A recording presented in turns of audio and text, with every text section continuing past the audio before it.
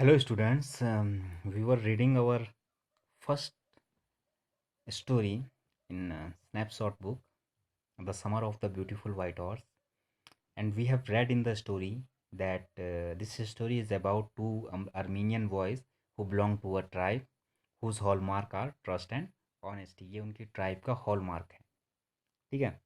Story में क्या होता है, जो प्रोटोगोनिस्ट है, जो प्रोटोगोनिस्ट जिसका नाम एरम है. One morning he found his cousin brother with a white horse, and he suspects that his brother Murad has stolen that horse. Why? Because their family was very poor and they cannot afford any kind of horse. ठीक है. And Murad, his cousin brother, offered him to ride that horse. He know that Aram was very fond of horses and he always want to ride the horses. Horse riding और horses का बहुत शौक था उसको. लेकिन वो शक करता है कि इसने घोड़े को चुराया है, क्योंकि अब चुराया है तो बहुत ज़्यादा डर जाता है. Because his family nobody and never can be a thief. कभी चोरी नहीं कर सकता और कभी किसी भी चीज़ का एडवांटेज उन्होंने नहीं उठाया था. ये हम पढ़ चुके थे. तो we have read all this. यहाँ से हमें पढ़ना है that I stared I stared first at my cousin and then at the horse. There was a pious stillness and humor in each of them, which on the one hand delighted me and on the other frightened me.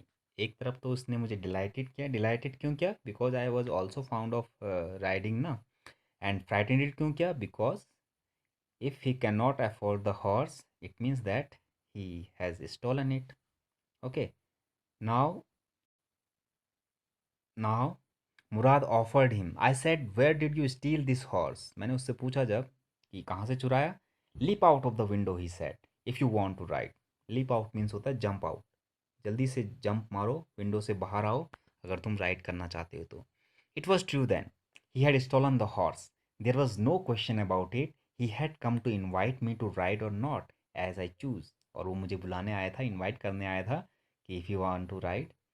Well, it seemed to me stealing a horse for a ride was not the same thing as stealing something else, such as money.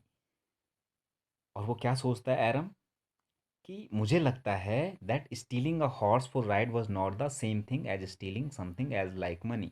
यानी पैसों की तरह चुराना नहीं है घोड़े को, अगर हम राइड के लिए चुराते हैं तो. We are stealing a horse for ride, तो ये कोई चोरी नहीं है, पैसों जैसी चोरी नहीं है. For all I knew may be it wasn't stealing at all. और मुझे लगता है ये चोरी नहीं है. If you were crazy about horses the way my cousin Murad and I were it wasn't stealing.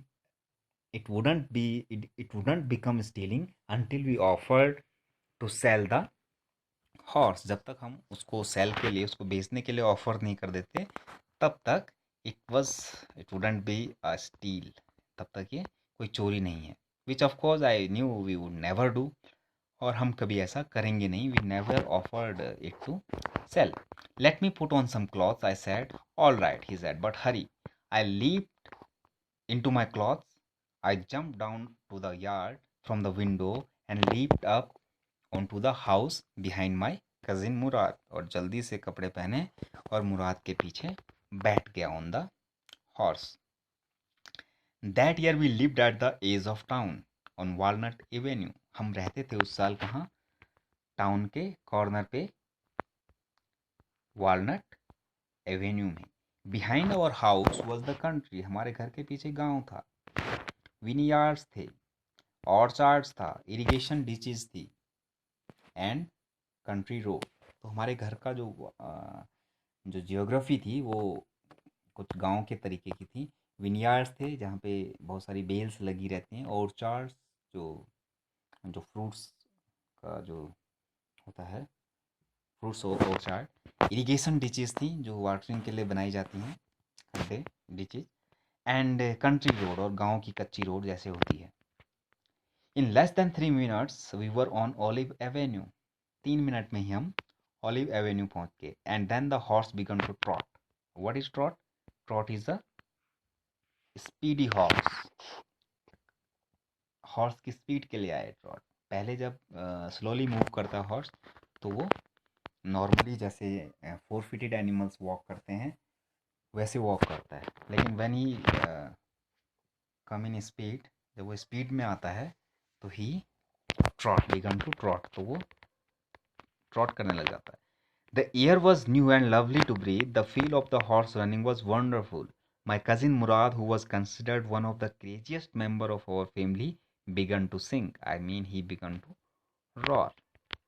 जब हवा बहुत अच्छी चल रही थी, and it was very wonderful, बहुत ज़्यादा वंडरफुल लग रहा था मुझे, तो मेरे कजिन मुराद ने, जिसको कि क्रेजी समझा जाता था हमारे परिवार में, उसने गाना शुरू कर दिया. मेरा मतलब है दहाड़ना शुरू कर दिया, because he hasn't any lovely voice. Every family has a crazy streak in it somewhere, and my cousin Murad was considered the natural descendant of the crazy streak in our tribe.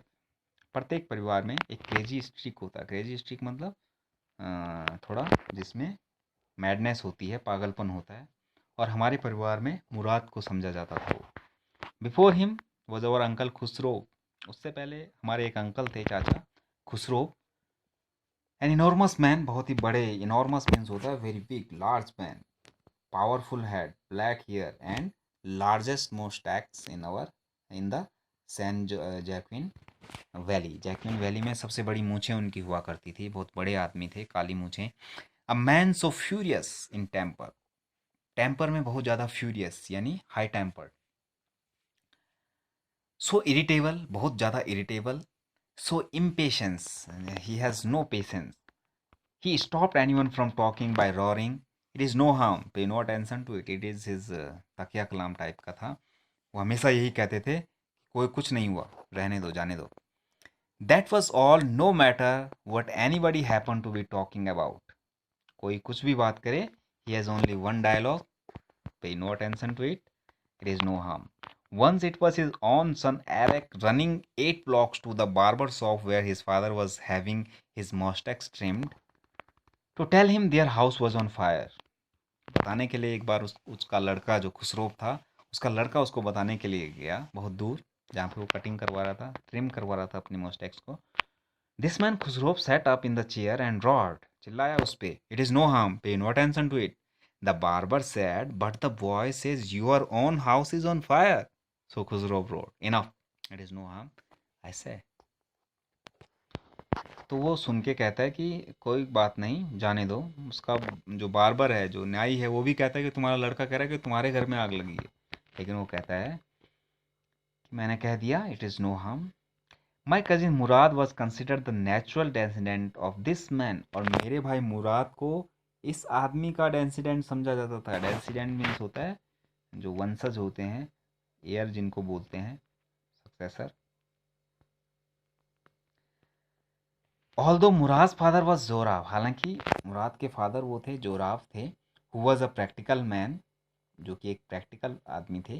That's how it was in our tribe. A man could be the father of his own sons flesh, but that did not mean that he was also the father of his spirit. The distribution of the various kind of spirit of our tribe had been from the beginning capricious and vagrant.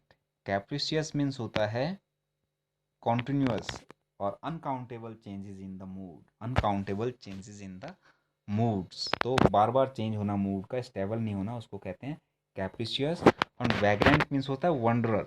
Wanderer means जो घूमते रहते हैं, घुमक कर. तो हमारे tribe में ऐसा आम बात थी कि एक आदमी जो है बायोलॉजिकल फादर तो हो सकता है अपने बेटे का, लेकिन उसके जो गुण हैं, उसकी जो स्पिरिट है, वो अलग अलग प्रकार की हो सकती है.